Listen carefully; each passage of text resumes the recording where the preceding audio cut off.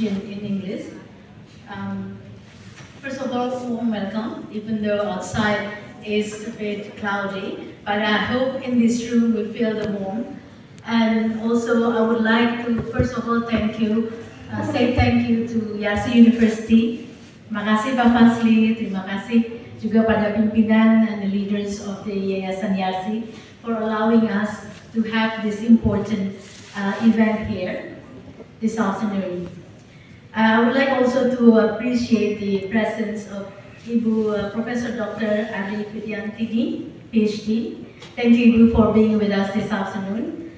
Professor Fasli Jalal, my boss, our board at Yayasan Plan International Indonesia, Professor Dr. Journalist Udin and Dr. Shanti, journalist, the leaders of Yayasan YARSI, my colleagues, friends from the media, from civil society, but most of all, the students and young people, the future scientists who are here today with us. Can we give them a round of applause? And especially, warm welcome to Jakarta, to Indonesia, to Dr. Fedria Senhiler, the Global Ambassador of Global Girls Foundation and Plan International, and Professor Martin Model, Nobel laureate in chemistry in 2022. It's not often, we introduce a lady expert and her husband. So this is very special. Friends and young people, Ibu dan Bapak, ladies and gentlemen, let me tell you a story while we started all this and we talk about STEM and then participations of girls, especially in STEM. A few years ago, in the Girls Takeover campaign in Plan Indonesia, this is something that a campaign we do every year to commemorate the International Day of the Girls in October. Every year in October, we have this campaign. There's a student who take over my position as Executive Director of Plan Indonesia. She was in her first year of high school. She said what she's really interested in was science. So she wanted to be a scientist. But her parents, Ibu mentioned about parents, about mothers in particular, and her teacher discouraged her from taking science as a major. They said, well, science is mostly for boys. Girls, why don't you take social studies instead? So that's what she did. She is a brilliant lawyer, just starting at the moment. But you would imagine that she could also be a brilliant scientist. But STEM is not just about science and technology. It's about critical thinking, opportunities, and better future for humankind, which you will later hear from Dr. Martin Medel and Dr. Fedria. Today, the challenges we face from climate change and health crisis to digital transformation, widening inequality are more complex than ever. These challenges cannot be solved by a single discipline, single sector, or a single perspective, nor only one gender. They demand diverse minds, bold ideas, and inclusive innovation. Yet we know that access to STEM education is still not equal. Too many young people, especially girls, are held back not by lack of talent, but by barriers, including norms, that limit opportunity and silence potential. Girls and young people, especially those from marginalized communities, continue to face barriers in accessing quality education, leadership opportunities, and digital skills and innovation spaces.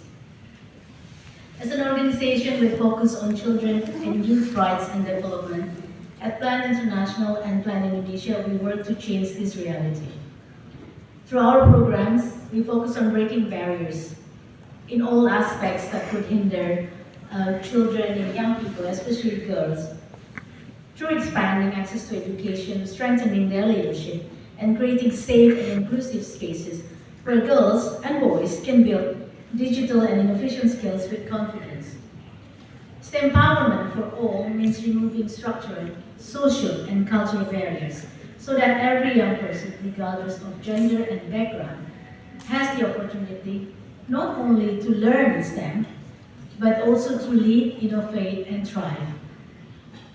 At this forum, I'm pleased to introduce Dr. Fedria Saint-Hilaire, who is the Global Ambassador of the Global Girls Foundation of Plan International. Can you give her a round of applause, please?